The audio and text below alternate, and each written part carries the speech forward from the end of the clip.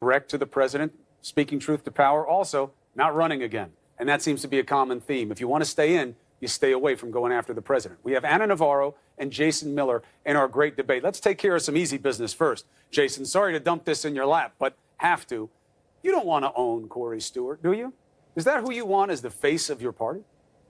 Well, I think the face of the party is President Donald Trump, and we're doing a lot of winning with President Trump, and that's why the country's doing so great economically. That's why I'm asking you. But hold on, but the president also has a lot of great picks like Adam Laxalt in Nevada and Marsha Blackburn in Tennessee. I would say that they're really the future of the party when you talk about going who we look to beyond President Trump. I'd say they're a couple of the superstars. I don't know Mr. Stewart very well. He definitely has to up his game if he's going to be a serious candidate going into the fall. But you talk about kind of the present and the future for the party is President Trump. He's supporting a lot of winners out there. Ana Navarro, the president tweets. Oh, honey. Corey's the guy. Something? Corey should win. Yeah, but Jason Miller doesn't have to own Corey Stewart because, sweetheart, you just did for the last 2 segments. That is the most entertaining 15 minutes I have watched on TV in a long, long time. Forget the raccoon cam. Forget the gorilla channel. Just give me Chris Cuomo owning I'm glad that you put me in that group of other wild animals. Nationalists. Thank you very much. Keep making your point. Look, it was it was truth serum. You know, it was.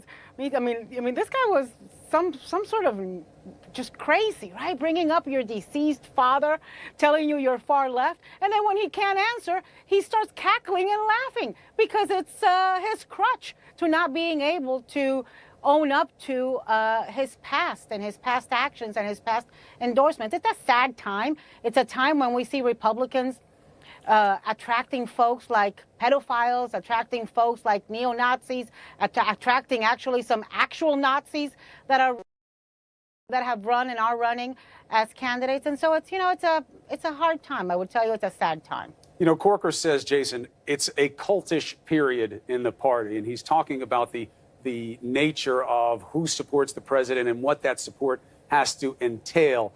You think the president needs to worry about that going forward, that at some point he's got to let people in his party be who they want to be and say what they want to say, and you can't just try to crush everybody that doesn't agree with everything you say? Well, I'd completely disagree with the way that Senator Corker set that up. I mean, Chris, if we're being intellectually honest here, let's remember that Senator Corker wanted to be VP. He wanted to be Secretary of State. He didn't talk like this when he wanted to get one of those positions. But now that his poll numbers are terrible, he would lose his own primary. Now that he's not running again, and Marsha Blackburn, who's going to be a completely different kind of candidate, I think she's going to be a fantastic improvement for the people of Tennessee. She's going to be the next senator from Tennessee. Now Corker is talking like this. But here's the thing that I think people are kind of missing in this overall debate. Yes, the words and the rhetoric that Corker's throwing out is you know, like chum for folks in the media. But the bottom line is the party has changed, but Corker has not. So when you look at President Trump's top priorities, taxes, trade, immigration, defeating radical Islamic terrorism, where Corker is on both trade and on immigration are not at the same spot as where the rest of the Republican Party is. Well, that's not true, and so, Jason. No, he's got a lot of opposition on trade within his own party. They're just not saying anything. Your party has never been in favor. But Chris, of hold on. But well, Chris, hold on. we're I talking hear your point, but let's get Ana in here.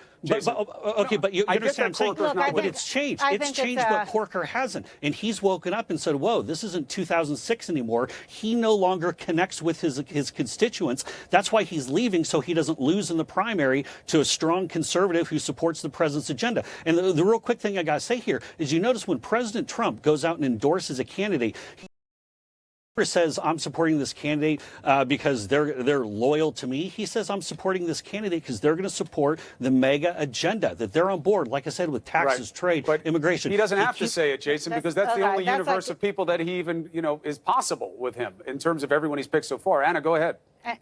And that's like a you know, dog whistle. MAGA is basically equivalent to Trump. But look, I think it's a little more nuanced and a little more complicated than Trump or not Trump. You know, I think there's certainly different factions in the Republican Party when it comes to policy. There are still a lot of free trade, globalist, pro-immigration reform, pro-family values Republicans, a lot of them in Congress.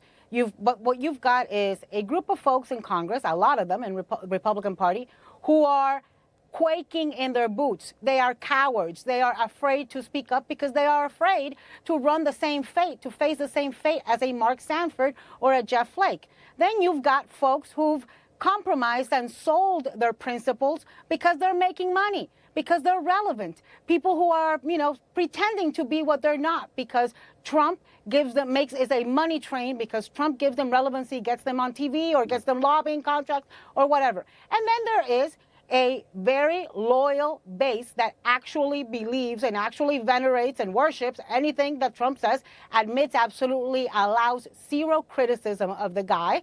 And that is somewhat cultish. Speak like him. They talk about winning. They talk about MAGA. They talk about fake news. They talk about, they repeat his same idioms and his same words over and over again like robots.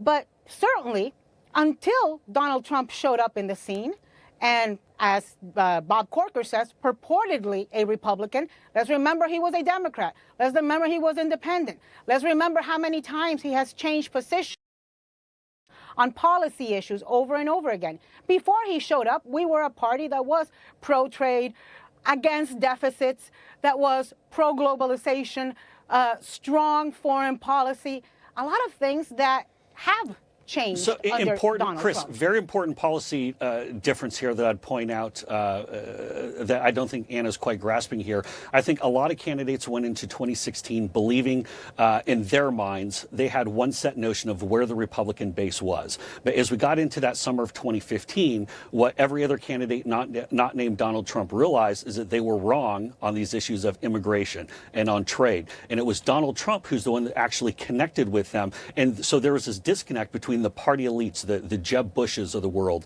the Marco Rubios of the world, and the actual grassroots activists who are the conservatives that were driving the party. And when Donald Trump showed Polling up, shows he your spoke party's to in them. favor of helping the Dreamers. He won't do that either. He spoke to them, and President Trump actually connected with those people, and that's why he whipped everyone in the primary. That's why he was able to then reach out even beyond the Republican base. It was also something else, though, Jason, right? Jason, Republicans are against tariffs, for example, but they are scared. But they're for out of their minds. They're for American jobs. Against Trump. See, here's where we have a legit policy. I mean, that's not, we have a apple legit pie policy difference here. We have a legit policy difference, and here's the disconnect: is that certain Republican leaders thought that you could never talk about tariffs, you could never talk about standing up for America. But what Trump has done is connecting with people, and again, not just even the Republican base. We're talking people in blue states and purple states, the Pennsylvanias, the Michigans, the other places where Trump put together this winning Trump coalition, and he was able to connect with them and say, you know Jason, what? Finally, this guy's fighting for us. Let's not overstate his reach, because he lost the majority vote. Okay, and that means that this was tactical. He found strength in weaknesses that the Democrats didn't address, and he wound up winning. But he didn't have some overwhelming mandate of the American people rising up and saying we're about everything he. And you have to address something else, Jason. Look, I don't want to get that deep into trade. We know what the two sides of the issue are. But he's been talking about it since the 80s. We know what he's talking about. That's what I'm saying. He's had the same position since the 80s. Let's see what he does on it, because I think there's going to be a disconnect there as well. But I want to ask you about something else, because this is fundamental to our discussion. He didn't just talk policy, and that's why he won. In fact, he talked less policy than just about everybody else. What he did was he connected with feelings, all right? Often harsh feelings. Feelings of being disenfranchised, disaffection, anger towards others, us versus them. And we see it playing out with this BS about who's the biggest enemy for the United States. Even for a president to joke this way, Jason. It's not North Korea. And by the way, these human rights things with Kim, a lot of people have done a lot of bad things. What? The media is the real enemy to us. What? So, right. How so, Chris, can you endorse the president saying something like that, even in jest? So I need to back up real quick on one thing. When you talked about the president, and I think you're trying to set down the predicate that he was a big divider in 2016, which he wasn't. He was actually someone who gave a lot of hope and a lot of optimism, particularly when it came to the economy. That's how he was able to get Democrats. That's how he did 2 points better with African Americans and 3 points better with Hispanics. Better, but he was still in the basement with him. Anna Navarro, did you see the president as a uniter? But Chris, it was an improvement over where Mitt Romney, Mr. I don't know how in the world you can. All right, Jason, I heard you. Go ahead, Anna. Listen, Mr. Romney is going to win in Utah. He is running hard, and and he's going to be an able representative.